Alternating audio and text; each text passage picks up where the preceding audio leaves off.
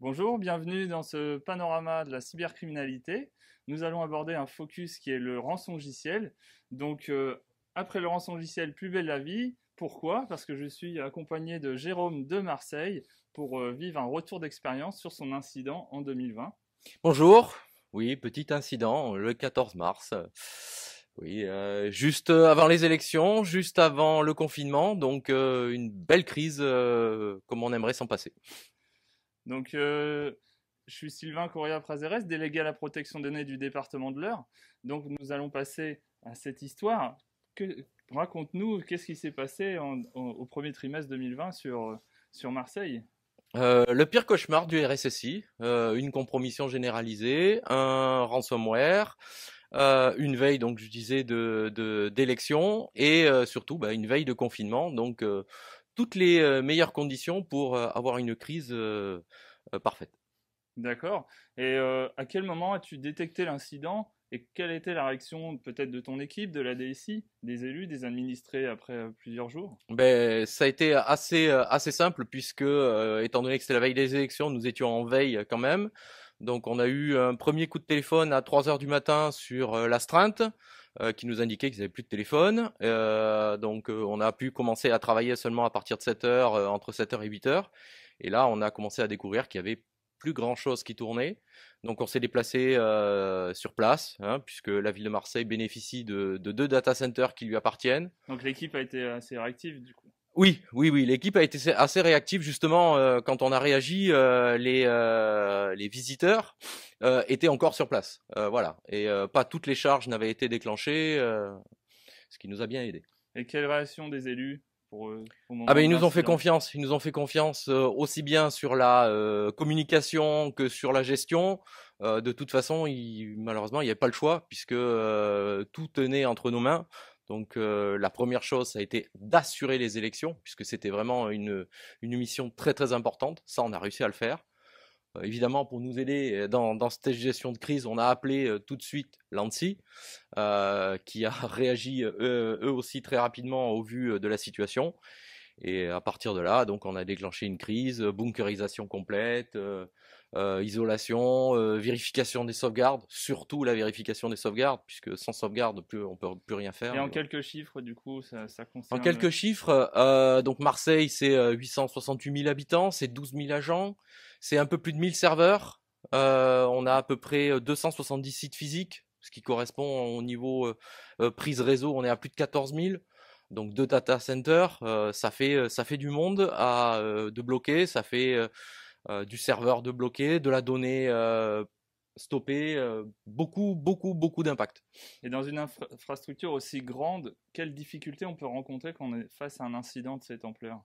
La gestion des priorités. Auparavant, on avait défini quelles étaient les applications ultra prioritaires, et en fin de compte, on s'est aperçu que celles qui avaient été marquées comme prioritaires ne l'étaient pas tellement, puisqu'ils avaient des solutions de sauvegarde, ils pouvaient travailler en format papier, par exemple l'état civil.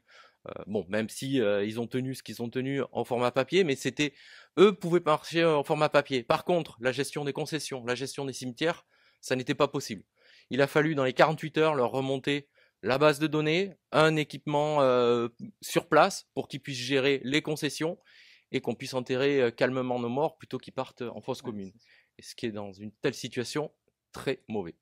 donc on remarque qu'un incident de cette ampleur, ça paralyse le système informatique, mais ça va au-delà puisque ça paralyse le service public de la collectivité. Ah complètement, complètement. On a même gêné le gouvernement au niveau de la publication des chiffres, puisque comme on pouvait pas remonter les chiffres vers l'INSEE, donc les naissances, les décès tous les jours, de manière automatisée, on a été obligé de les remonter de manière manuelle par mail. Et ben ça a posé quelques soucis et donc du coup on a eu des théories du complot dans tous les sens. Voilà, bon, une crise de plus à gérer au niveau communication. Et il y a peut-être une chose importante qu'il faut revenir, c'est qu'on a certes un système d'information qui est bloqué, mais combien de temps on met pour retrouver la normale, enfin le Retrouver la fonctionnement? normale? Jamais. Jamais, jamais. On est meurtri au plus bas, mais obtenir quelque chose d'opérationnel, c'est minimum 3 mois. Voilà. C'est pour avoir quelque chose d'opérationnel. Bon, on a mis un petit peu moins de temps puisque on a réussi à sauver nos sauvegardes in extremis. Voilà, puisque les équipes ont vraiment réagi, ont coupé, ont arrêté. Ça a été une très bonne opération. Donc à la fois c'est un incident qui est terrible, mais ça renforce peut-être les équipes, les procédures, la manière de se préparer Ah, si demain. complètement. Complètement. On a pu tester les quelques procédures qu'on avait. Du coup, on en a écrit plein de nouvelles. On a pu voir que nos équipes techniques sont compétentes.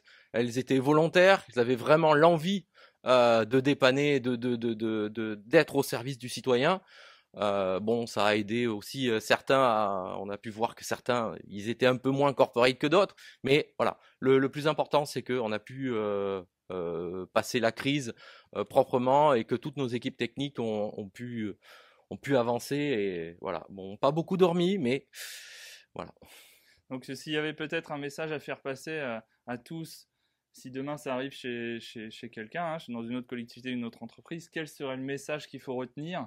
Quelles sont les démarches qu'il faut engager dès maintenant pour prévenir le risque? Et voilà, quel message à retenir? Bah, prévenir le risque, déjà, c'est gérer tous ces risques, se préparer, puisque malheureusement, statistiquement, l'inévitable arrivera à un niveau plus ou moins important, mais il faut se préparer. Donc, peut-être avoir un SOC, centraliser les journaux, avoir des équipes techniques compétentes, avoir des contrats de prêt, faire intervenir les équipes de réponse Comme incident. une genre de fiche prêt à Voilà. l'emploi ou quel numéro De toute contacter? façon, une telle crise, il faut soit l'avoir vécue, soit l'avoir préparée. Il faut vraiment qu'elle soit préparée, parce que sinon, c'est un peu le cafouillage, on perd du temps, et à ce moment-là, euh, le temps, c'est vraiment très important. À 5 minutes près, on peut louper l'exécution d'un script, on peut louper le passage des visiteurs, on peut louper le démarrage ou l'arrêt d'un serveur. Voilà, ça peut être très pénalisant. C'est pour ça que réagir à la minute, c'est extrêmement important. Oui, c'est un travail de longue haleine et c'est aussi chaque Tout à minute fait, compte, quoi. tout à fait. Et dans les choses aussi que je recommande, c'est d'avoir un réseau. Donc en particulier Oui, dans as-tu été aidé de l'extérieur au-delà de Oui, j'ai été l'ANSSI aidé effectivement par l'ANSSI, par notre prestataire PDIS, mais aussi par des connaissances de RSSI, puisque on est quand même assez solidaire. Bon, depuis l'incident, il y a une liste de diffusion qui s'est créée entre RSSI de collectivités territoriales. On a un peu plus de 80, hein, si Ouais, je dis ça pas le commence à contraire. bien Voilà, fonctionner. ça commence à bien fonctionner. Ça marche en ce moment, Voilà. voilà, hein, puisque bon, il y en a qui sont en plein souci, Malheureusement, voilà, malheureusement, hein, je crois qu'on est déjà à 3 collectivités depuis le début de ouais, l'année. c'est vrai. Donc ça fait beaucoup en 22 jours, voilà. Et ça s'écrira en 2021 pour Oui, le en panorama. 2021, mais voilà, on leur souhaite du courage et Et voilà, courage pour la ouais. suite, quoi. Bah voilà, on vous remercie de votre attention pour ce retour d'expérience. Merci à Jérôme de nous Merci. avoir accompagnés et à tout de suite.